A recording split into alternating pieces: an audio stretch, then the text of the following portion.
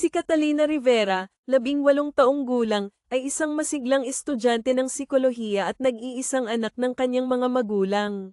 Dahil sa pagiging yunakahiha, naging mahigpit at maingat ang pagpapalaki sa kanya.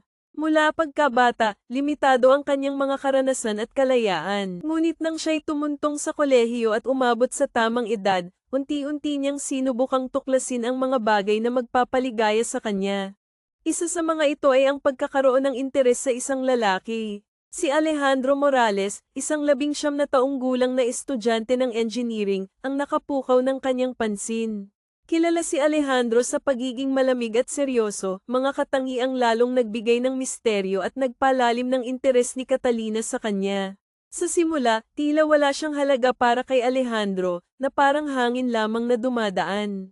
Ngunit sa kabila ng malamig na pakikitungo ng binata, hindi napigilan ni Alejandro na mapansin ang kakulaitan at sigasig ng dalaga. Naging maganda ang samahan nila sa paglipas ng mga buwan, ngunit ang kasiyahan ay naputol nang malaman ng mga magulang ni Catalina ang tungkol sa kanilang relasyon. Sa paniniwala ng mga magulang na sila'y masyado pang bata, inutusan nila ang dalawa na maghiwalay. Samantala, kinailangan ding lumipad ni Alejandro sa ibang bansa upang ipagpatuloy ang kanyang pag-aaral matapos mabigyan ng oportunidad na doon tapusin ang kanyang kurso.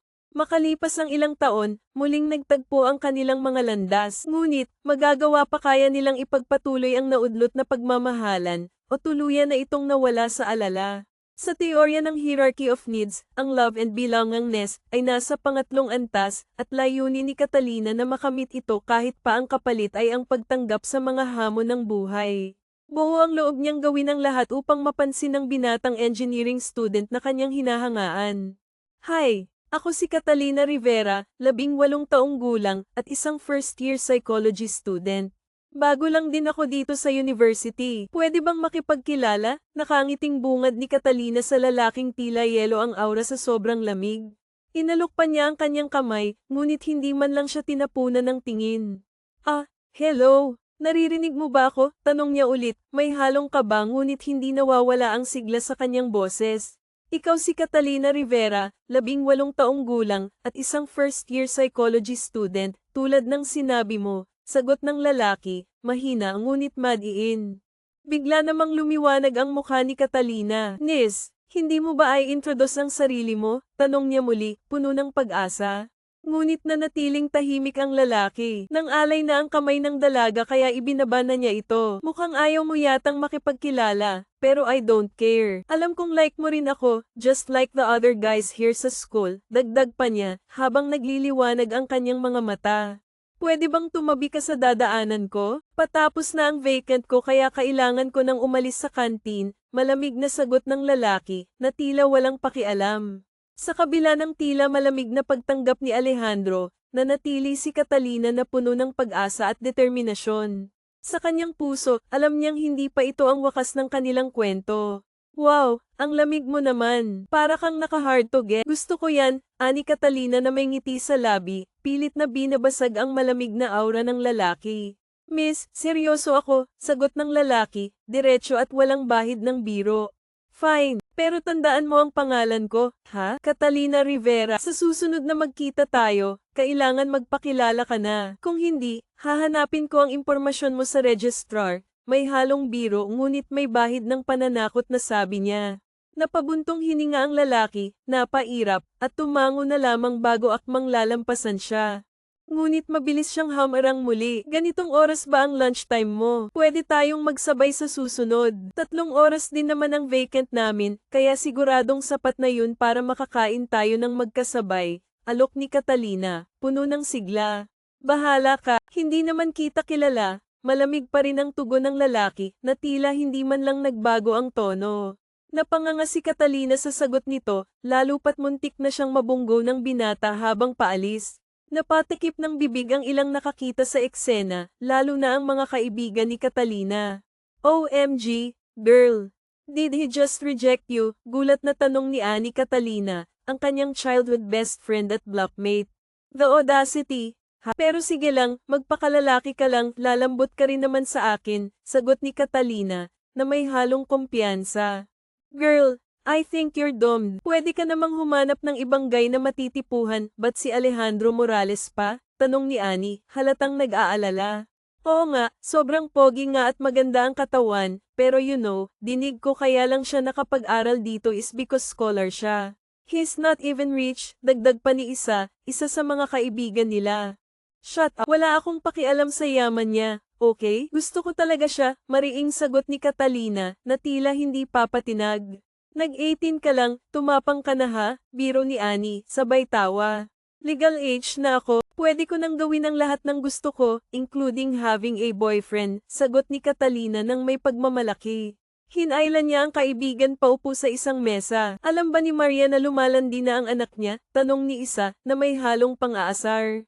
Oh, shut up, isa, baka mamaya may makarinig pa sayo at magsumbong kay mommy, mabilis na sagot ni Catalina. Sabay lingon sa paligid na parang nag-aalala. So harap-harapan mo rin namang kinukulit si Alejandro. Ngayon ka pa ba matatakot? Tanong ni isa na sinamahan pa ng malisyosong ngiti. Kahit na hindi naman nila alam na nilalandi ko siya. They didn't even hear our conversation, sagot ni Catalina, pilit na ipinapaliwanag ang sarili. That's true, hindi ka nila mahahalata, sagot ni Annie, na tila naniniwala sa kanya. Bakit? Masyado ba akong halata? Tanong ni Catalina, na may halong kaba.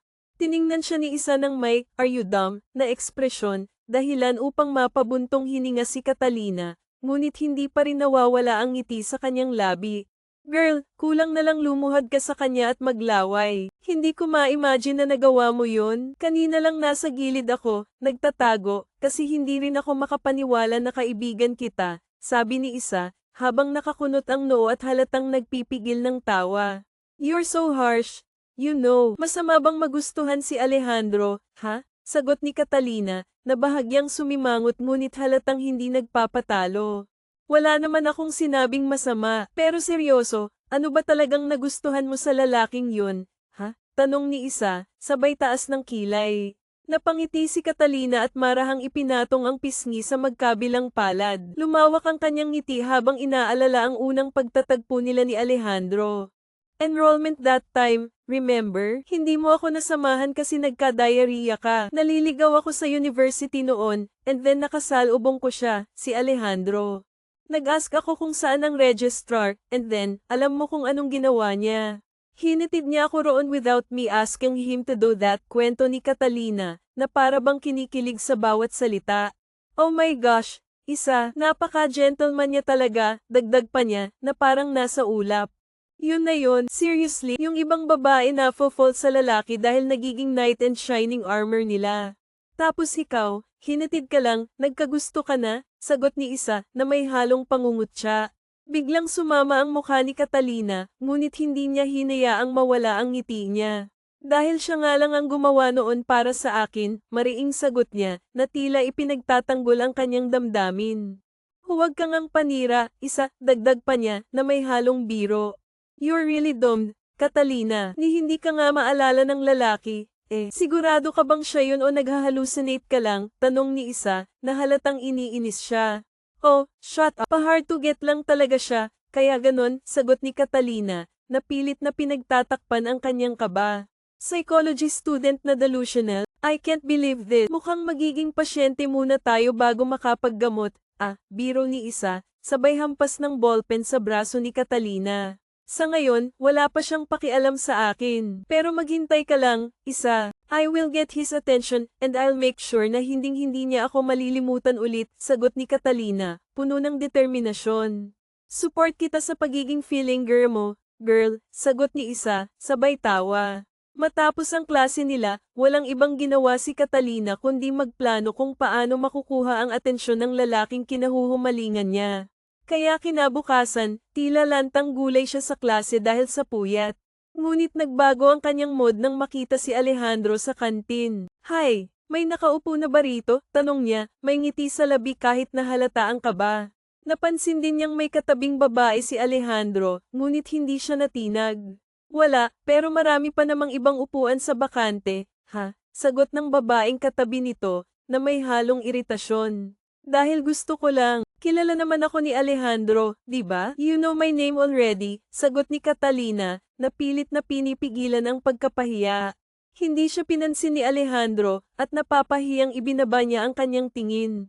Wala kasi yung friend ko, sa labas nag-lunch kasama ang family niya. Hindi rin naman ako familiar sa ibang tao rito sa school. Si Alejandro lang ang kilala ko, bukod kay Catalina, dagdag niya, na tila nagpapaliwanag. Maupo ka na lang, huwag ka nang magpaawa, sagot ni Alejandro, na tila pilit na nagpapakumbaba ngunit malamig pa rin ang tono. Imbes na umupo sa tapat nito o katabi ng babaeng kasama niya, lakas loob na pamwesto si Catalina sa tabi mismo ni Alejandro. Thank you, wow, ang galing, pareho pala tayo ng baon sa lunch. Your mom made that for you, tanong ni Alejandro na may halong biro, sabay iling na parang naguguluhan.